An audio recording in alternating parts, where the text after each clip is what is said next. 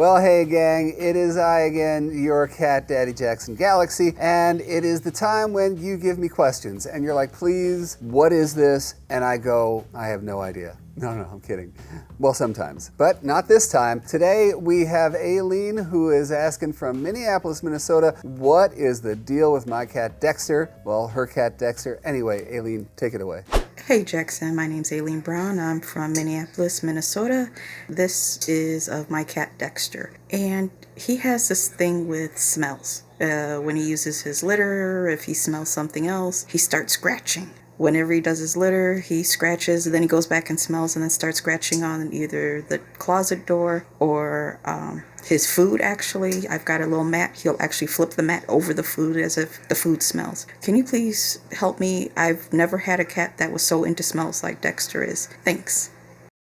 I don't know why he does this.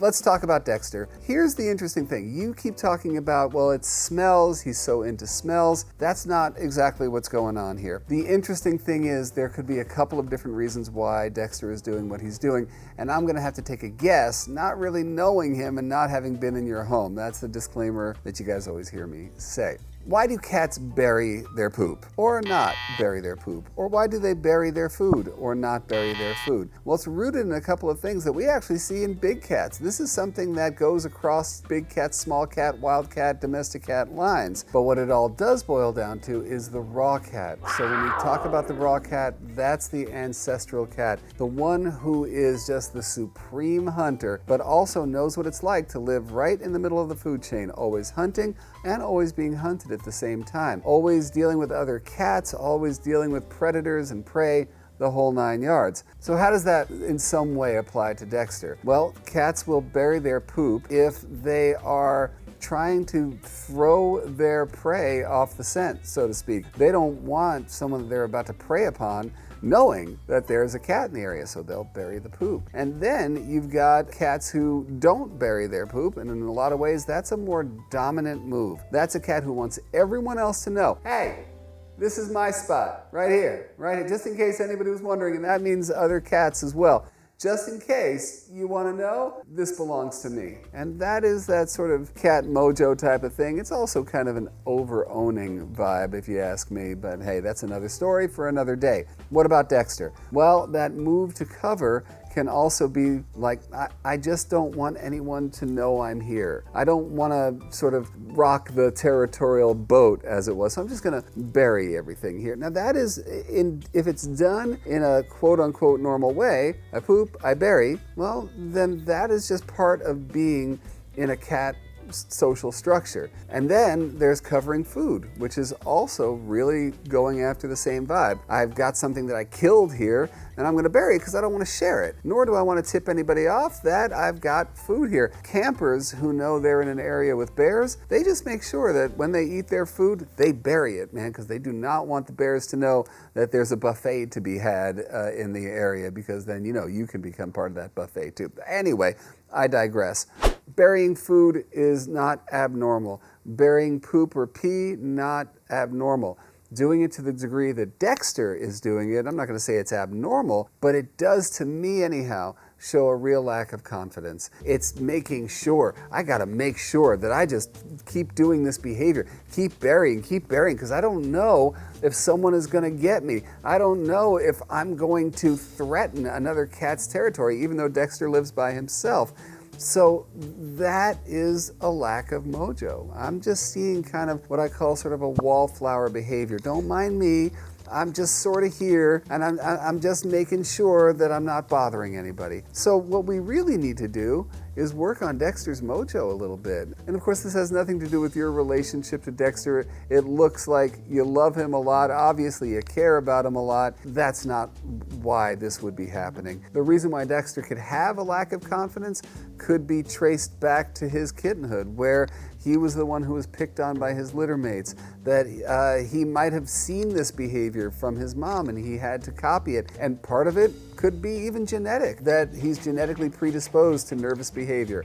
So there's all that. But you're wondering what you can do about it, right? You don't care about all this, Aileen. You just want me to figure out how to make it stop. Here's a couple of things just to start you off on the right foot. First of all, I don't know how many litter boxes you have in your home, but I would definitely tell you to add at least one more, maybe even two. Why? Because the scent that is contained in his litter box should be a source of confidence. So even after you scooped it, even after you can't smell it anymore, he still can. Ideally, that should allow him to walk by it, give him a sense of, I own this place, and just keep walking on.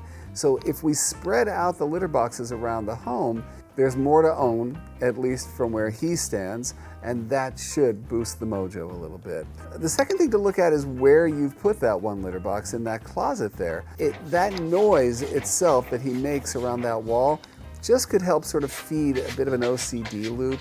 And if you put the litter box sort of in the middle of an area where there's not a wall to go scratching on, it may keep him from scratching on another surface and just keep him from scratching in the box. Now, can you get him to stop scratching in the box as much as he does right now? Most likely that's a bit of a tough thing. He's 6 years old. He's got some habits that are pretty deeply ingrained, so just remember that. Another thing that you can do is pump up the hunting behavior, because that's where mojo comes from also. And the more he can play in an area, the more you take an interactive toy and get him to hunt and catch and kill and eat right in that area, the more he owns it. So again, I think it's all about ownership, and I think that Dexter just doesn't have confidence in that ownership, and both play and extra litter boxes are a great way to start. The one last thing that could be a factor is the substrate, the litter itself. It could be that it's scented in a way that he doesn't like, or that the texture is something that he doesn't like, and so he goes off to another place to scratch in the sort of hopes, it's not a logical train of thought,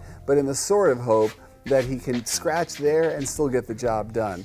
So when you add litter boxes around the house, Aileen, I would try to add a totally different type of litter.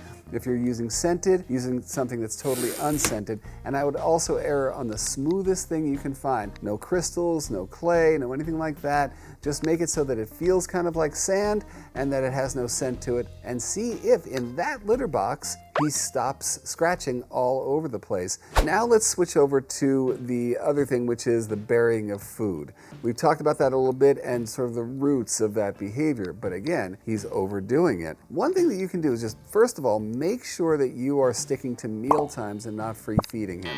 Because if the food is out all the time, so is that need to bury it. You know, oh, I've left food here, I left food over here, oh, I gotta cover this, I gotta cover this. So actually having food out all the time, where you would think that that's making him a little more comfortable, he knows he's got food, you know, he never goes hungry. First of all, forget about it. Your cat's not gonna starve just because you're feeding him meals. But the second thing is, that way you can control it. You put the food down, he eats it, you pick it up.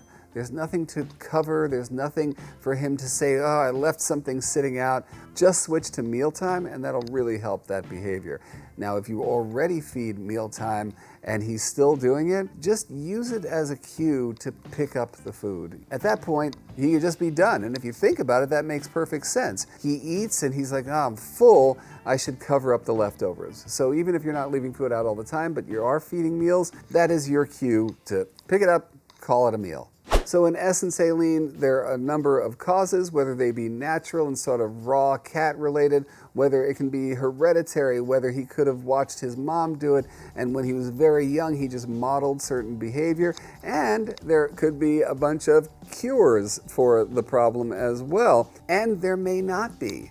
This could be, at this point, at 6 years old, who Dexter is, and all you can do is sort of mitigate the problem by bringing a litter box out so he's not banging on the walls, by picking up his food so he doesn't bury it so much. This is all about cat detectivism. This is getting to know who your cat is, why he does what he does, and then trying a number of different solutions, whether it's moving the box, adding the box, changing the litter, and picking up food. All of these things, somewhere in there, you're going to get to know Dexter better, and in getting to know him better, you're going to be able to make him more comfortable. And let's remember, at the bottom of all this, there is anxiety and discomfort somewhere in the mix. And the best thing that you can do for your cat family, and I'm talking to you guys about everything that we ever talk about, is reducing anxiety, raising the mojo, and that just makes for a happier family member, and that should, at the end of the day, make for a happier you. All right, that's it. Thank you, Aileen, for the question and for the video. For any of you guys who wants to do the same thing, you got a question that you want answered, just go to jacksongalaxy.com/submit. Let me know right at the top that, hey, Jackson, I got a question for you. And don't forget to also include a clip of your cat doing the behavior, because that always helps. And don't forget, you guys, subscribe, hit that bell, because otherwise you may never see what may be an absolute revelation of a video. All right, until next time, you guys, all light and all love and all mojo to you. Scratch, scratch, scratch.